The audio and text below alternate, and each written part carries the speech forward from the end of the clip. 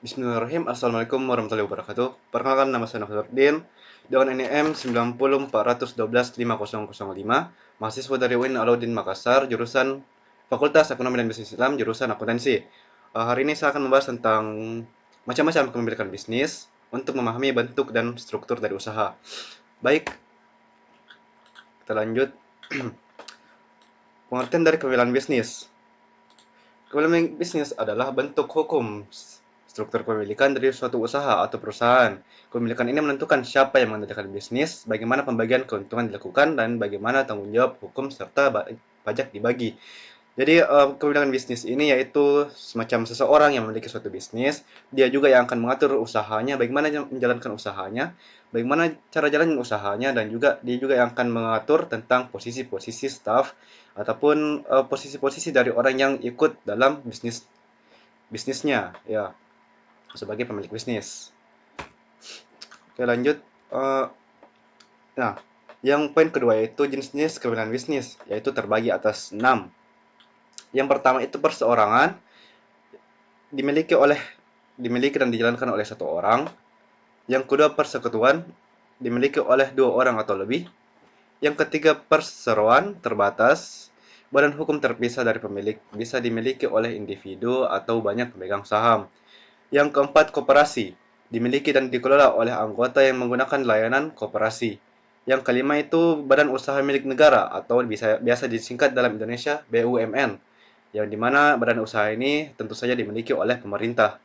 Yang keenam itu waralaba atau biasa disebut franchise, yang dimana model usaha ini membeli hak usaha dari bisnis yang sudah ada.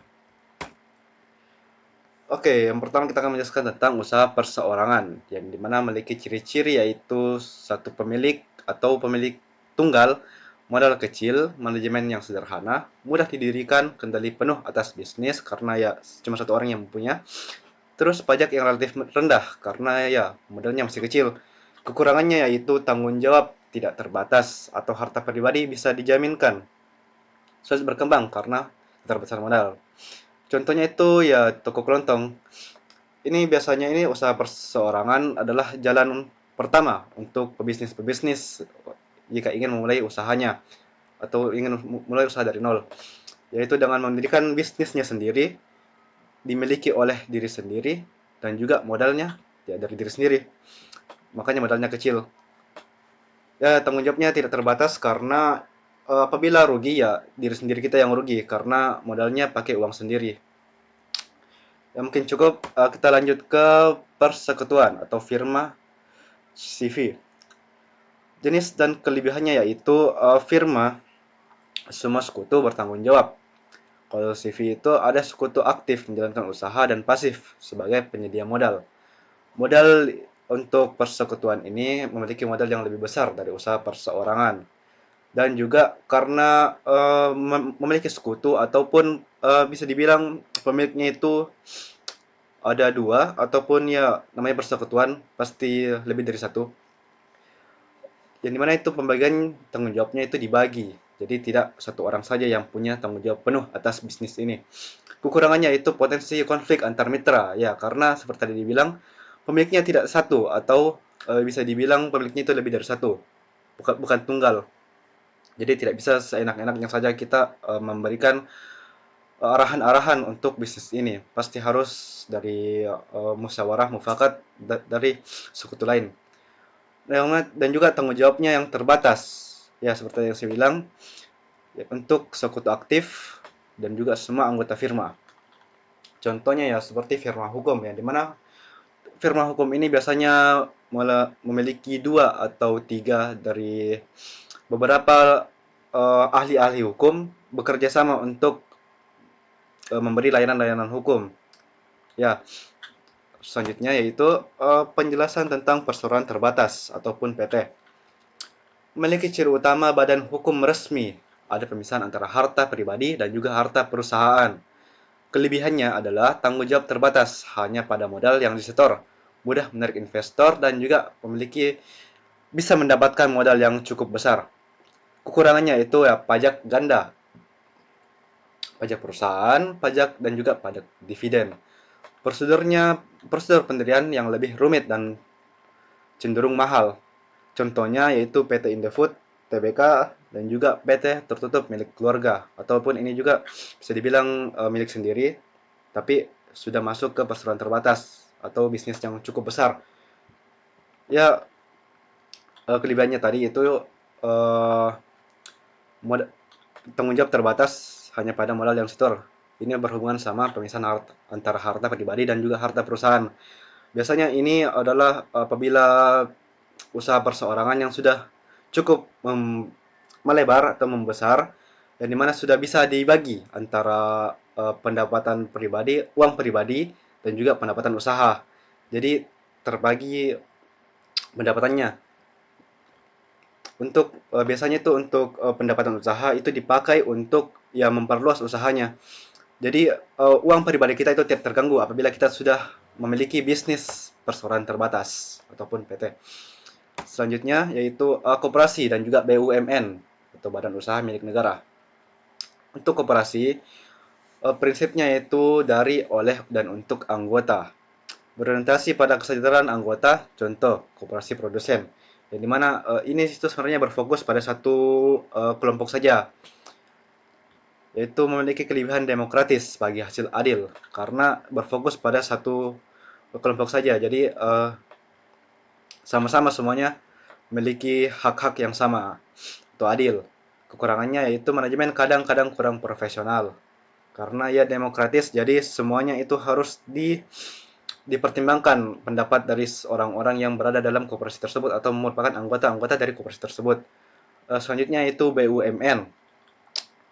Yang dimana BUMN ini memiliki tujuan memberikan layanan publik dan keuntungan bagi negara. Contohnya, ya seperti yang dimiliki oleh Indonesia yaitu pembangkit listrik negara dan juga Pertamina. Kelebihannya itu didukung oleh negara ya, karena namanya saja badan usaha milik negara, jadi otomatis pasti negara mendukung. Kekurangannya yaitu birokrasi rumit, potensi inefisiensi. Ya, karena dimiliki oleh negara, jadi tidak bisa semena-menanya saja kita mengatur dari perusahaan yang dimiliki. Karena di bawah naungan dari negara. Jadi, apapun keputusan negara, kita harus terapkan di perusahaan ini. Apabila sudah termasuk di BUMN atau badan usaha milik negara. Oke, selanjutnya yaitu waralaba atau franchise. Kelebihan dari waralaba itu yaitu sistem bisnis sudah terbukti berhasil karena sudah memiliki cabang yang cukup banyak. Itu adalah waralaba atau franchise. Merek sudah dikenal oleh masyarakat, dukungan pelatihan dan pemasaran dari franchisor. Kekurangannya yaitu biaya awal franchise fee yang cukup tinggi, keterikatan aturan dan standar dari franchisor, adanya royalty fee yang harus dibayar. Maksudnya ini adalah keterikatan dari aturan dan standar dari franchisor itu karena cabang-cabang bercabang-cabang, jadi semuanya itu harus memberikan atau bisa dibilang bagi hasil lah kepada cabang pusat, karena di cabang-cabang tersebut itu bisa dibilang memiliki pemiliknya sendiri, pemilik cabang, yang dimana dia itu berkuasa ataupun memiliki hak untuk mengatur cabangnya sendiri, khusus untuk cabang sendiri. Contohnya ya seperti yang ada dipaparkan di sini yaitu Burger King. Ya tidak ada, sudah sepertinya sudah semua orang sudah pasti tahu Burger King. Apalagi Indomaret dan Alfamart. Ini tuh khusus berada di Indonesia. Untuk Burger King, Pizza Hut dan juga Mixu itu sepertinya sudah mendunia. Ya. Siapa yang tidak kenal Pizza Hut? Siapa yang tidak kenal Burger King? Untuk ya seperti saya bilang tadi, apabila ingin membuat cabang sudah pasti harus membagi atau memberikan fee kepada pemilik asli dari franchise ini. Oh ya, apabila disebut waralaba karena ya seperti yang saya bilang, bisnis tersebut sudah dibilang sukses dan juga sudah memiliki banyak franchise cabang-cabang, baik itu di daerah ataupun sudah multi daerah, bahkan juga sudah multi negara atau internasional. Oke, kita lanjut. Ya. Nah, untuk siapa tahu teman-teman yang ingin memiliki perusahaan sendiri, ya saya akan membahas tentang faktor-faktor yang perlu dipertimbangkan untuk memilih bentuk kepemilikan. Yang pertama, kalian harus tahu modal yang dimiliki. Berapa banyak modal yang kalian punya atau modal awal yang kalian punya. Kalau misalnya masih sedikit, ya sudah pasti. Kalau memang ingin memiliki usaha sendiri, sudah pasti harus ataupun bisa membuat perseorangan atau usaha milik sendiri. Skala usaha, seberapa besar bisnis yang Anda ingin bangun. Ya, sebenarnya terkait juga sama modalnya sih. Atau mungkin kalian mau pinjam dari bank juga sudah tidak apa-apa juga. Resiko yang siap ditanggung, apakah Anda bersiap menanggung resiko dengan harta pribadi? Dan juga kemampuan manajerial, apakah Anda akan mengolah sendiri atau bersama tim? Yang dimana sifat-sifat atau skill-skill manajemen itu sangat berpengaruh untuk pembuatan dari bisnis yang ingin dibuat. Kemudian kemudahan pendirian, seberapa cepat Anda ingin memulai operasional, mau ke jangka pendek ataupun hanya sampai mendapatkan untung, atau mungkin jangka panjang, ingin franchise-nya itu atau mungkin sampai franchise yang dimana sudah perusahaan Anda sudah dikenal di mana-mana. Ya, Anda harus tahu semua hal-hal ini apabila ingin memiliki bisnis sendiri atau kepemilikan bisnis. Oke, kita masuk ke kesimpulan, yaitu pemilihan bentuk kepemilikan bisnis sangat penting karena akan mempengaruhi operasional, tanggung jawab, dan hukum. Pembagian keuntungan dan peluang pengembangan usaha tentu saja sangat akan berpengaruh. Pilihlah bentuk yang paling sesuai dengan tujuan, sumber daya, dan juga kondisi Anda. Jadi ya, definisi dari kepemilikan itu sendiri yaitu seseorang yang memiliki bisnisnya sendiri ataupun seseorang yang mendirikan bisnis dirinya sendiri. Jadi ya, kepemilikan bisnis itu adalah suatu hal atau suatu sifat ataupun suatu hak dari seseorang untuk mengatur bisnisnya sendiri yang dia dirikan sendiri ataupun yang dia buat sendiri. Yang dimana orang tersebut memiliki hak penuh untuk mengatur bagaimana bisnisnya berjalan dan juga bagaimana sistem internalnya berjalan, atau bisa dibilang posisi-posisi dari rekrutmen yang dia pilih ataupun staff-staff, manager, supervisor, dan lain-lain. Itulah definisi dari kepemilikan bisnis sendiri. Baik, mungkin sekian saja materi yang dapat saya paparkan untuk hari ini saat ini. Apabila ada kekurangan kata ataupun salah kata, mohon dimaafkan. Akhir kata, wassalamualaikum warahmatullahi wabarakatuh.